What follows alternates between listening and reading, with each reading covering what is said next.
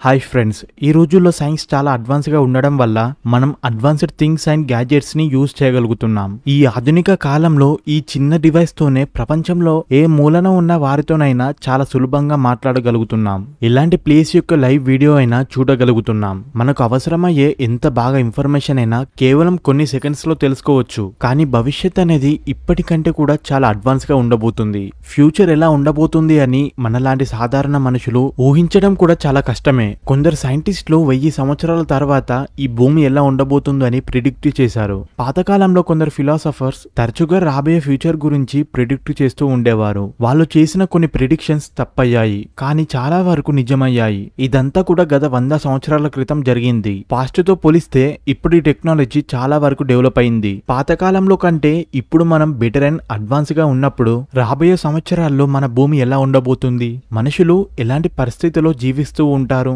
Future లో ఏం జరగబోతుందో అక్యురేట్ గా చెప్పేంత టెక్నాలజీ ప్రస్తుతం ఇంకా డెవలప్ అవ్వలేదు. కానీ మనం ఎవిడెన్స్ అండ్ టెక్నాలజీని యూజ్ చేసి రాబోయే 1000 సంవత్సరాల తర్వాత ఈ భూమి ఎలా ఉంటుందో ఒక ఐడియా అయితే ఖచ్చితంగా వేయగలం. ఒక 1000 సంవత్సరాల తర్వాత అంటే 3023లో మన ప్రపంచం ఎలా ఉంటుంది అని ఈ వీడియోలో తెలుసుకుందాం. అందుకని ఈ వీడియో ఎక్కడ స్కిప్ చేయకుండా పూర్తిగా చూడండి. అండ్ ప్లీజ్ ఈ వీడియో లైక్ చేసి మన ఛానల్ ని సబ్స్క్రైబ్ చేయండి. ముందుగా ఫ్యూచర్ లో మనుషులు నివసించే ఇళ్లలో ఎలా ఉంటాయో తెలుసుకుందాం. ఫ్యూచర్ లో చాలా మార్పులు సంభవిస్తాయి. మనం నివసించే పద్ధతి అలాగే చోట్లలో కూడా ఎన్నో మార్పులు వస్తాయి. పాతకాలంలో మన పూర్వీకులు గుహల్లో నివసిస్తూ ఉండేవారు. ఆ తర్వాత చిన్న చిన్న గుడిసెలు వేసుకుని అందులో ఉండేవారు. ఆ తర్వాత కొంత డెవలప్మెంట్ జరగడంతో కర్రలతో ఇల్లులో నిర్మించుకున్నారు. అలా సమయం గడుస్తున్న కొద్దీ టెక్నాలజీ పెరిగి పెద్ద పెద్ద భవనాలు నిర్మించడం మొదలు పెట్టారు. ప్రస్తుతం ఆకాశాన్ని తాకేంత పెద్ద బిల్డింగ్స్ ని నిర్మిస్తూ ఉన్నారు. 1000 సంవత్సరాల ముందు గుహల్లో నివసించే ఆదిమానవులని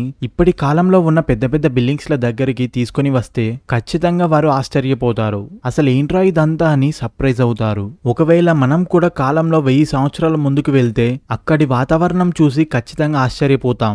ఎందుకంటే 1000 సంవత్సరాల తర్వాత మనిషి నివసించే పద్ధతి మరియు ప్లేస్ పూర్తిగా మారిపోయి ఉంటుంది. మనిషి నీటిలో కూడా ఇల్లు నిర్మించుకుని నివసిస్తూ ఉండవచ్చు. దుబాయ్ లో పామ్ ఐలాండ్ ని సముద్రం మీద మనం ఆల్రెడీ నిర్మించేశాం. అయితే మనం ఇన్సైడ్ వాటర్ క్యాబిన్ ను కూడా తయారు చేయడంలో సక్సెస్ అవుతామేమో. మనిషి నీటిలో అలాగే చల్లని మంచు కురిసే ప్రాంతాల్లో కూడా ఎలాంటి ఇబ్బంది లేకుండా జీవించగలుగుతాడు. అంతేకాదు 1000 సంవత్సరాల తర్వాత మనిషి వేరే గ్రహం మీద కూడా నివాసం ఏర్పరచుకోవచ్చు. అంటే ఇంటర్ ప్లానెటరీ ట్రావెలింగ్ కూడా చేయగలుగుతాం. ప్రస్తుతం ప్రపంచంలో ఉన్న అన్ని government space agencies and space X లాంటి ప్రైవేట్ ఏజెన్సీస్ కూడా సోలార్ సిస్టమ్ లో ఉన్న వేరే గ్రహాల మీద కూడా లైఫ్ ఉండే పాసిబిలిటీ కోసం ప్రయత్నం చేస్తూ ఉన్నాయి. సైంటిస్టులు మన నైబర్ ప్లానెట్స్ మీద వాటర్ మరియు భూమి లాంటి వాతావరణాన్ని వెతికే ప్రయత్నం చేస్తూ ఉన్నారు. కానీ అలాంటి ఒక ప్లానెట్ ని ఇంతవరకైతే మనం కనిపెట్టలేకపోయాం. స్పేస్ సైన్స్ లో గత 100 సంవత్సరాల్లో మనం అచీవ్ చేసింది చూస్తే రాబోయే 1000 సంవత్సరాల్లో ఖచ్చితంగా అలాంటి ఒక ప్లానెట్ ని కనిపెట్టగలుగుతాం.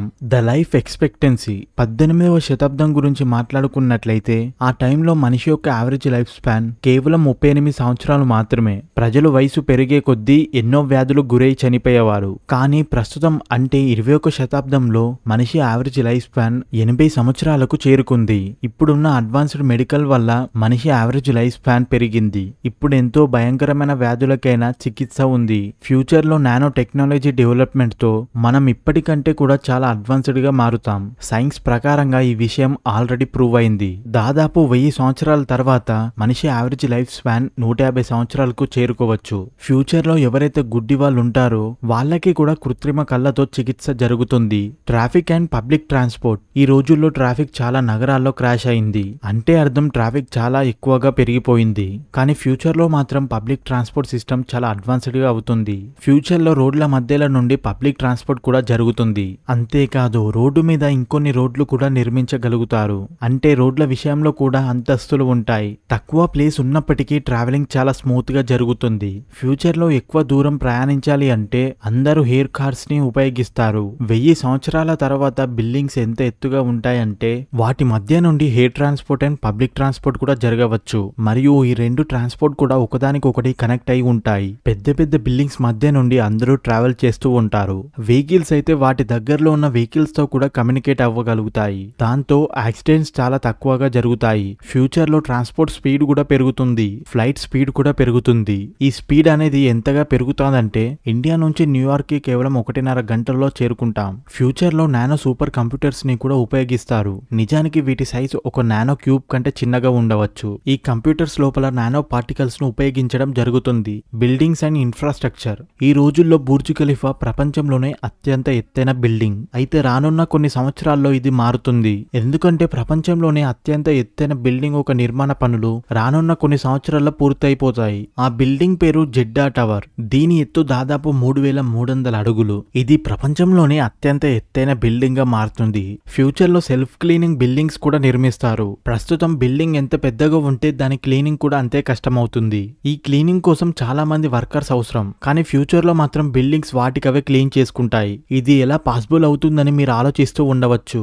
ఎలా అంటే ఫ్యూచర్ లో నిర్మించే బిల్డింగ్ సర్ఫేస్ గ్లాస్ మీద టైటానియం ఆక్సైడ్ కోటింగ్ వేస్తారు. ఈ కోటింగ్ వల్ల బిల్డింగ్స్ కి పేరుకున్న డస్ట్ అంతా కూడా సన్లైట్ తో హీట్ అయి వర్షం పడ్డప్పుడు కిందికి జారుతుంది. దాంతో ఎన్ని సంవత్సరాలు గడిచినా బిల్డింగ్స్ మెరుస్తూనే ఉంటాయి. అంతేకాదు ఈ టైటానియం ఆక్సైడ్ ని మనం వేసుకునే బట్టల మీద కూడా వేస్తారు. Appearance of human beings. Future లో మనిషి చూడడానికి ఎలా ఉంటాడో అని తెలుసుకోవాలని ఉంది కదా. పాస్ట్ లో అయితే ఆది మానవులు జంతువులను వేటాడి పచ్చి మాంసాన్ని తినేవారు. అందుకే మన పూర్వీకుల దంతాలు చాలా పెద్దగా మరియు షార్ప్ గా ఉండేవి. కానీ నిప్పును కనుగొన్న తర్వాత మనిషి యొక్క ఆహారపు అలవాట్లు మారిపోయాయి. అందువల్ల మనిషి దవడలు మరియు దంతాల విషయంలో ఎవల్యూషన్ జరిగింది. పాతకాలంతో పోలిస్తే మనిషి దంతాలు చిన్నగా మరియు తక్కువ పదునుగా మారిపోయాయి. రాబోయే 1000 సంవత్సరాల్లో మనిషి దంతాలు ఇంకా చిన్నగా మరియు తక్కువ పదునుగా మారిపోయే అవకాశం ఉంది. అంతేకాదు ఫ్యూచర్ లో మనిషి అపిరెన్స్ లో కూడా చాలా మార్పులు వస్తాయి. ఫ్యూచర్ లో సూర్యకిరణాలు ఎక్కువయ్యే అవకాశం ఉంది. అందువల్ల సన్ నుంచి వచ్చే యూవీ రేడియేషన్స్ భూమికి ఎఫెక్ట్ చేస్తుంది. అలా మనిషి స్కిన్ లో కూడా ఎవల్యూషన్ జరుగుతుంది. మనిషి స్కిన్ కలర్ కూడా పూర్తిగా మారిపోతుంది. మన స్కిన్ కొంచెం రెడ్డిష్ కూడా అవ్వచ్చు. అలాగే దవడలు కూడా కొంచెం పెద్దగా అవుతాయి. ఫ్యూచర్ లో మనిషి ఇప్పటికంటే చాలా స్మార్ట్ అయిన అడ్వాన్స్ గా ఉంటాడు. కానీ ఆ మనిషి పొడవుగా మరియు సన్నగా మారిపోతాడు. ప్రస్తుతం మనిషి బ్రెయిన్ మీద నాలెడ్జ్ అండ్ ఇన్ఫర్మేషన్ కారణంగా ఎక్కువ లోడ్ పడుతుంది. అందువల్ల బ్రెయిన్ లో ఒక భాగమైన ప్రీ ఫ్రాంటల్ కార్టెక్స్ కారణంలో ఇంక్రీజ్ అయింది. దాంతో ఫ్యూచర్ లో దీని గ్రోత్ ఎక్కువ అవ్వడం వల్ల మనిషి బ్రెయిన్ ఇంకా పెద్దగా అవుతుంది. లాంగ్వేజెస్. రానున్న కొద్ది సంవత్సరాల్లో మనం కొత్త టెక్నాలజీ సాయంతో మన భాషని ప్రపంచంలో ఉన్న ఏ భాషలో అయినా మన ఫోన్ ద్వారా ట్రాన్స్లేట్ చేయగలుగుతాం. ఇప్పుడు ఈ పనిని మనం గూగుల్ ట్రాన్స్లేటర్ తో చేస్తున్నాం. కానీ ఫ్యూచర్ లో ఈ పని చాలా సులభంగా అయిపోతుంది. మనం మన ఓన్ లాంగ్వేజ్ లో మాట్లాడితే మన ఫోన్ దాని వేరే లాంగ్వేజ్ లో సమాధానం ఇస్తుంది. దాదాపు 1000 సంవత్సరాల తర్వాత భూమి మీద ఉన్న అన్ని భాషలు కూడా అంతమైపోవచ్చు. అందరూ ఒక కొత్త లాంగ్వేజ్ ను మాట్లాడడం మొదలు పెడతారు. The atmosphere of earth. ఇంతవరకు మనం మాట్లాడుకున్నదంతా రాబోయే 1000 సంవత్సరాల్లో జరుగుతుంది. దీంతో పాటు రాబోయే కాలంలో భూమికి ప్రమాదాలు కూడా ఎక్కువ ఉంటాయి. ఫ్యూచర్ లో సీ లెవెల్ విపరీతంగా పెరిగి చాలా దేశాలు జల సమాధి అయిపోతాయి. 1000 సంవత్సరాల తర్వాత సూర్యుడి నుంచి వచ్చే యూవీ సంఖ్య చాలా ఎక్కువ మొత్తంలో ఉంటుంది. అందుకే మనం అప్పటికల్లా మార్స్ లేదా వేరే ప్లానెట్ మీదకి వెళ్లిపోవాలని సైంటిస్టులు చెబుతున్నారు. ఒకవేళ ఫ్యూచర్ లో మనిషి మార్స్ మీద నివసించడంలో సక్సెస్ అయితే అప్పుడు మార్స్ మీద ఉండే ఇల్లులు కొంచెం ఈ విధంగా ఉండవచ్చు. అక్కడ నిర్మించే నగరాలు కూడా ఈ విధంగా ఉండవచ్చు. ఈ వీడియో నచ్చినట్లయితే లైక్ చేసి షేర్ చేయండి. ఇలాంటి మరెన్నో ఇన్ఫర్మేటివ్ వీడియోస్ కోసం ఈ ఛానల్ ని సబ్స్క్రైబ్ చేయండి.